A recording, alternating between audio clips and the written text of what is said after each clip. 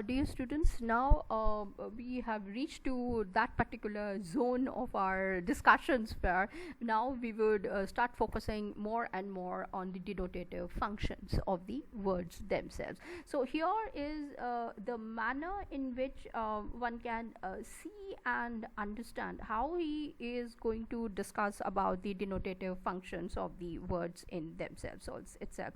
Now here he says that in the beginning in the sense that we have words, and remember words means there are names given to each and every object. This is something that has to be taken for granted, and I'm not going to repeat it from now onward. And that's why in his discussion the shlokas which I'll be sharing it with you later on, they start off with padagyanam rather than word gyanam.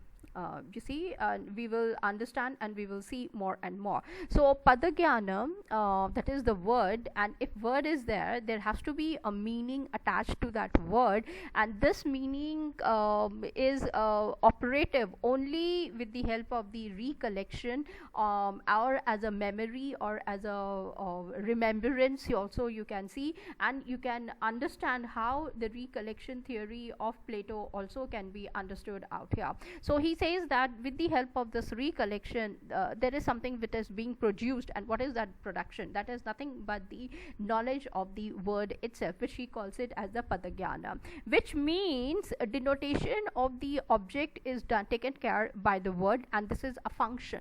Okay, and that's why he says calls it as operational things basically, and through significance. It is really significant for each one of us to understand also. Now this means also that the knowledge of the denotation function also exists in each one of us, and that's how he is going to understand and make us go and give the applied importance of the language in the society itself. And therefore he says that it has got that usefulness, and which is nothing but the practical application of the words, and that's why I would say this is nothing but the applied application of the words, as we have seen in the case of the Austin. So Austin and Vishwanath Bhatta are talking about the practical application of the words attached to each and every word which is present to the object in the world. Now here you can see the linkages which are coming in very clearly between Austin as well as Vishwanath Bhatta. The only difference being that here he gives you a neat package. He is not distinguishing between formal or informal structures of the language, as Austin takes care in his book How to Do Things with Words, whereas Vishwanath Bhatta in his book Nyaya Siddhanta Muktavali says that in the society these things are taking place, and that's why this is more approachable and more practical in nature as compared to Austin. Austin does give you a lot of importance to his own philosophy of language. However, I feel that Vishwanath Bhatta, if you see the manner, I have analyzed the entire thing via the pictures that are being produced and taken care for each one of you, so that you are able to understand.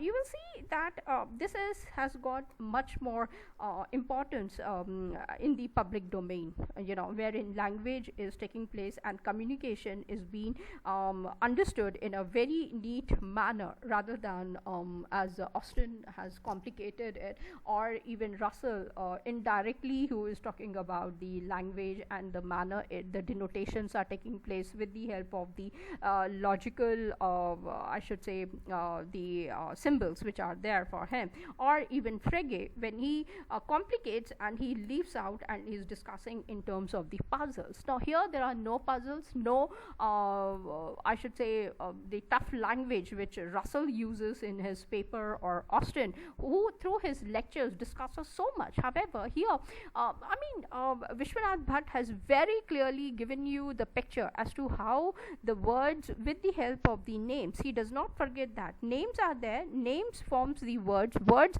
standing for or denoting each and every object, and then very nicely he is talking about the functions or the operations which are taking place at different level, and how one can even understand it. So that's the fun and intellectual exercises for us also to understand and take care of it. Now, if you remember, in my earlier discussion, I was talking about the verbal knowledge, which he talks about and classifies into two parts, that is the padagyanam, and on the other side he says that absence of the words and its knowledge. So in my next discussion, I would be focusing more on the absence of the words and how and what is exactly taking place over there. So I hope all of you will join me up. Till then, thank you and take care. Bye.